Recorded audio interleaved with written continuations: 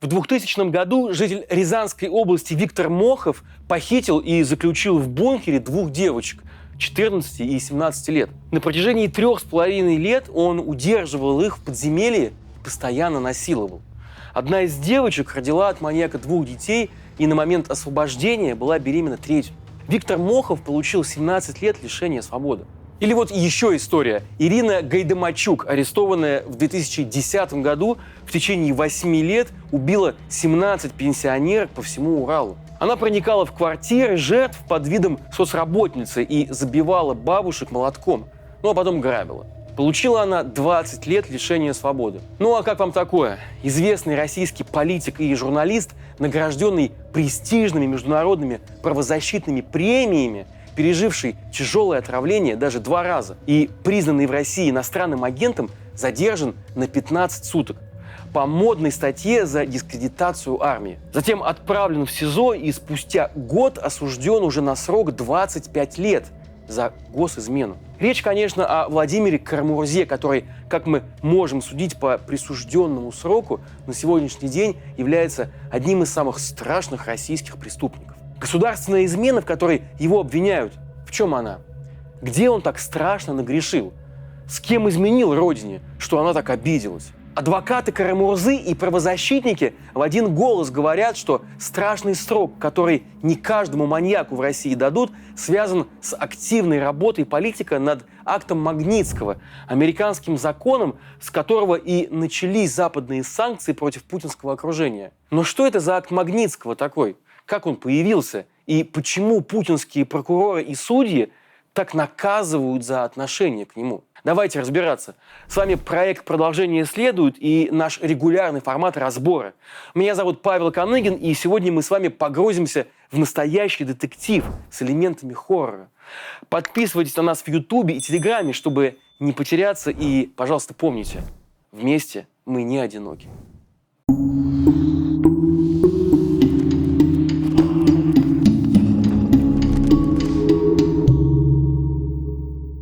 В 1996 году британец Уильям Браудер основал в России инвестиционный фонд Hermitage Capital Management. Этот фонд занимался не только торговлей ценными бумагами, но и расследовал коррупционные схемы руководства крупнейших российских компаний. В сущности, это была часть его уставной деятельности. Чтобы уговаривать людей инвестировать в российские предприятия, нужно, чтобы инвесторы понимали все риски. Коррупция среди этих рисков центральный. Сейчас уже такое сложно представить, но тогда в России еще существовал частный бизнес, зависевший не только от государства, а от инвесторов и общественного мнения. Как говорил Браудер, у него была лучшая работа в мире. Я очень много зарабатывал, и при этом я чувствовал, что делаю историю. Это его цитата. I became the largest investor in Russia. It was just amazing. Материалами расследования интересовались даже в администрации российского президента, хвастался тогда бизнесмен. Однако в 2006 году лучшая работа в мире закончилась. Браудер расследовал «Газпром» и зашел слишком далеко. Прилетев однажды в Москву, он прямо в аэропорту узнал, что его российская виза аннулирована. Браудер все быстро понял, свернул активность и потихоньку распродал весь портфель акций. И хотя фонд не вел больше никакой деятельности, он сохранил в России 3 аффилированных с ним юрлица. Просто на всякий случай. Ими были российские ООО «Парфенион», «Махаон» и «Риленд», ранее задекларировавшие доходы около $1 миллиарда и заплатившие с них $230 миллионов налогов в российскую казну. На следующий год, летом 2007 года, в московский офис Hermitage пришли полицейские и провели обыск. Основания для обыска были очень сомнительными, но сотрудника, который попытался помешать его проведению, полицейские просто избили. В ходе обыска полиция изъяла учредительные документы и печати тех самых 3 ООО. Был ли это примитивный рейдерский захват с целью тупо украсть деньги со счетов или сразу планировалась более хитроумная схема? Неизвестно. В любом случае, на счетах компаний было по нулям, и воровать там было просто нечего. Вскоре Парфенион, Махаон и Риленд, запомните эти названия, мы будем часто к ним сегодня возвращаться, так вот, эти компании были перерегистрированы на новое юрлицо, формально принадлежащее мелкому уголовнику. Потом другие фирмы-однодневки подали к этим 3 ООО иски. Якобы те обещали провести сделки с акциями, но не провели, чем причинили убытки. В судах юристы ответчиков безропотно соглашались со всеми претензиями, и судьи за 5 минут штамповали решение о том, что Парфенион, Махаон и Риленд должны денег. А раз они должны денег, значит, никакой прибыли у них не было. В уже сданную бухгалтерскую отчетность вносились уточнения. Миллиард доходов превращался в ноль. После чего в налоговую инспекцию подавали заявления на возврат ошибочно уплаченных налогов на прибыль. Все знают, что налоговая очень любит требовать деньги, часто даже больше, чем нужно, но совершенно не любит их возвращать. Тем не менее, существуют предусмотренные законом случаи, когда она обязана это делать, что, кстати, часто используется в разных мошеннических схемах. Поэтому все документы по возвратам налогов ведомство изучает под микроскопом, изо всех сил стараясь затянуть процедуру и уменьшить сумму. Это мы с вами прекрасно знаем. Ну а тут случилось небывалое. Решение о возврате на общую сумму 230 миллионов долларов или по тогдашнему курсу почти 5,5 миллиардов рублей было принято за несколько дней. Деньги упали на счета этих самых 3 ООО и через долгую цепочку посредников ушли в итоге за границу. Hermitage от реализации этой схемы вроде и не пострадал. Фонд просто понятия не имел, что эти 3 юрлица, которые не вели никакой деятельности, у него украдены. И обнаружилось это только тогда, когда Браудер получил письма о принятых судебных решениях. Британец, мягко говоря, был удивлен случившимся. Он попросил разобраться в ситуации самого толкового из известных ему юристов фонда. Его звали Сергей Магнитский и 6 его коллег. Те быстро въехали, как мошенники вытрясли из налоговой 5,5 миллиардов. Когда же все выяснилось, юристы не только постарались обжаловать сами судебные решения, но еще и написали кучу заявлений в разнообразные правоохранительные органы, указывая на беспрецедентный факт воровства бюджетных денег. Позднее в интервью Маши Гессен Браудер вспоминал о своем разговоре с Магнитским, который сказал ему: «Это никак не могло быть согласовано на высшем уровне. Когда вас, иностранцев, отсюда погнали, это наверняка было одобрено Путиным и коллегами. Это вообще обычная вещь. Но кража $250 миллиарда из казны – это совсем другое. Это какая-то самодеятельность». Тогда могло показаться, что в сути умозаключения он был прав. Как выяснили мои коллеги из «Новой газеты», отнюдь не Путин построил себе на украденные деньги особняки в Дубае, а бывшая начальница 28-й налоговой Ольга Степанова, а также ее подчиненные Царева и Анисимова. Однако с выводами, следующими из этого умозаключения, Магнитский погорячился. Система не спешила сдавать этих людей. Позже все мы узнаем, почему российские правоохранители в упор не хотели видеть преступления в деяниях районных ментов и сотрудниц налоговой. Но тогда и Магнитский, и Браудер пребывали в эйфорическом облаке. По словам самого Браудера, после того, как нанятые им юристы раскопали мошенническую схему, он ждал развязки в истории в голливудском стиле. Что, например, за преступниками прилетит группа захвата на вертолетах. Может быть, он ждал еще, что Россия его наградит каким-нибудь орденом за бдительность. Но этого ничего не произошло. Было другое. Силовики стали просто возбуждать дела на самих юристов фонда. Браудер, конечно, предложил им всем покинуть Россию и переехать к нему в Лондон. 6 согласились, но 7-й, Сергей Магнитский, отказался. Он сказал такое: «Сейчас не 37-й год. Я ничего дурного не сделал. Никаких оснований для моего ареста не существует. Эта история уже не про Hermitage. Это история о России. Эти люди ограбили мою страну, и я с этим мириться не буду». Такие слова Магнитского вспоминал позже Браудер. Магнитский стал давать показания против мошенников, но 26 ноября 2008 года сам был арестован. Его обвинили в том, что он якобы помогал фонду Hermitage уходить от налогов. За возбуждением этого дела стояли те же силовики, которые и устроили рейдерский захват компаний фонда Hermitage. Мы знаем все их имена. Люди с до смешного низкими званиями, как, например, подполковник Артем Кузнецов и майор Павел Карпов. Через год, 16 ноября 2009 года, Магнитский умер в СИЗО. Умирал он очень долго, в страшных мучениях. В тюрьме юристу был поставлен диагноз, требовавший операции. Это был калькулезный холецистит, проще говоря, камни в желчном пузыре. На свободе такое заболевание легко лечится, но ни возможности сделать операцию, ни даже обычного консервативного лечения ему просто не предоставили. Целый год Магнитский провел в переполненных камерах, то с протекающей канализацией, то с выбитым окном. Заразился в СИЗО он и гепатитом С. В камерах, в которых я содержусь, очень холодно, стены сырые, в окне отсутствуют стекла. Камера не оборудована в соответствии с требованиями закона о содержании под стражей. 1,5 дня в камере, в которой я содержался, пол был залит канализационной водой, несмотря на требования по тому, чтобы нас перевели в другую камеру. Ваше ходатайство рассмотрится в его удовлетворении. Весь этот год ему периодически предлагали пойти на сделку со следствием, то есть признать вину без рассмотрения дела в суде. Врач не приходил, даже когда у Магнитского были страшные боли. За несколько дней до смерти его все же перевели в больницу, где держали привязанным к кровати. Там он и умер, лежа на полу, связанным смирительной рубашкой. Вот такое жуткое наказание последовало человеку за его попытку доказать государству правду и сохранить свое достоинство. В те либеральные времена власти еще пытались изобразить приличие. Дмитрий Медведев надувал щеки, прокуратура возбуждала дело по факту смерти юриста, в общественной палате даже пошли какие-то слушания. В этом деле надо разобраться.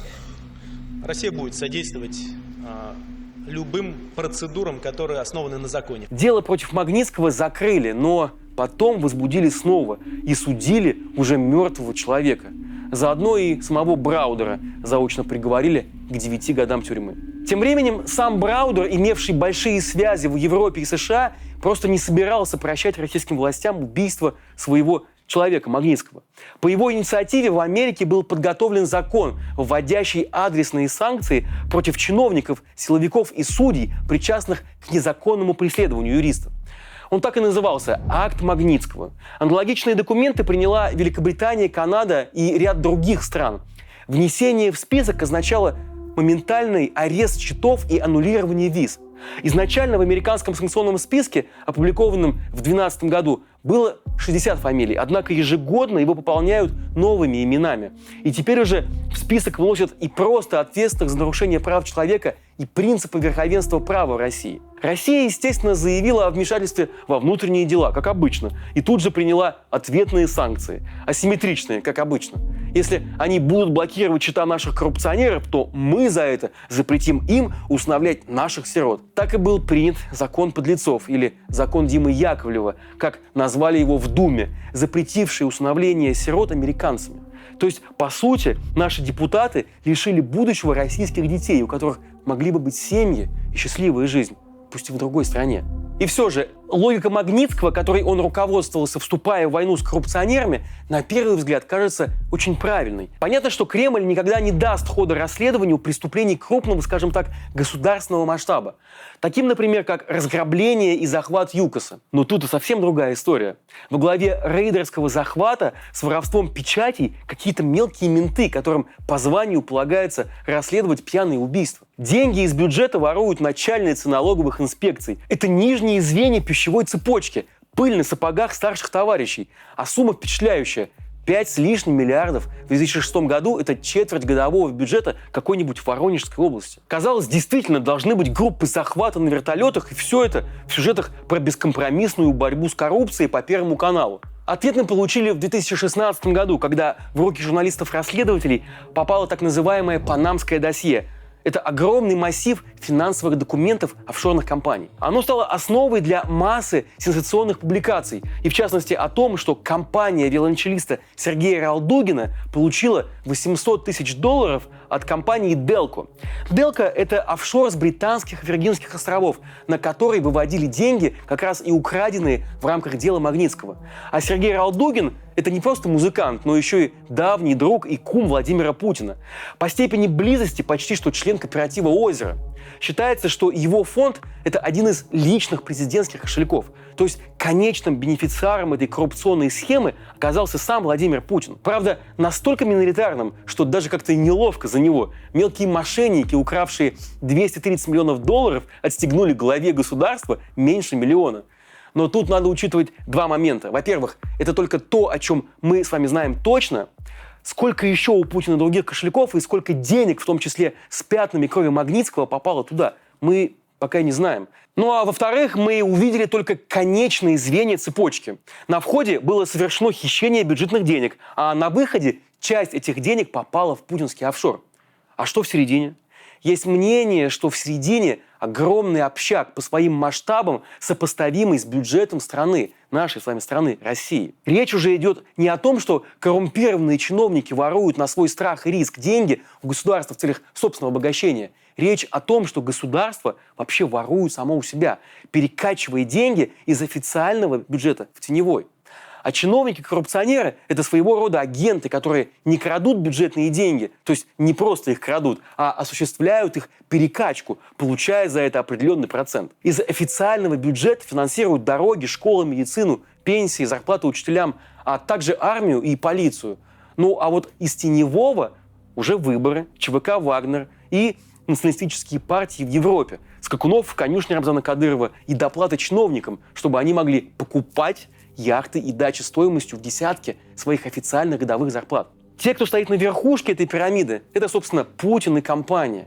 Они получают с этого рентный доход, один из платежей, по которому мы случайно и обнаружили в деле Магнитского. Сегодня Россия ведет полномасштабную войну в Европе. Владимир Путин объявлен международным преступником, а Медведев, его заместитель на посту главы Совета Безопасности, в нецензурных выражениях грозит всему миру ядерным оружием. С высоты этого знания кажется, что список Магнитского из 60 человек, в котором самым заметным является глава Следственного комитета Бастрыкин, довольно безобидная бумажка. Однако в 2012 году, еще до захвата Крыма, личные санкции против российских чиновников – это был огромный шок. Список Магнитского – это не только начало персонального преследования кремлевских чиновников, но и персональное унижение для них. Ведь тогда, в 2012 году, Россия еще не была изгоем. Она состояла в большой восьмерке. Ее финансовые чиновники, как приличные люди, ездили, например, на Давосский форум в Швейцарию. Вот как вспоминал об этом сам Уильям Браудер.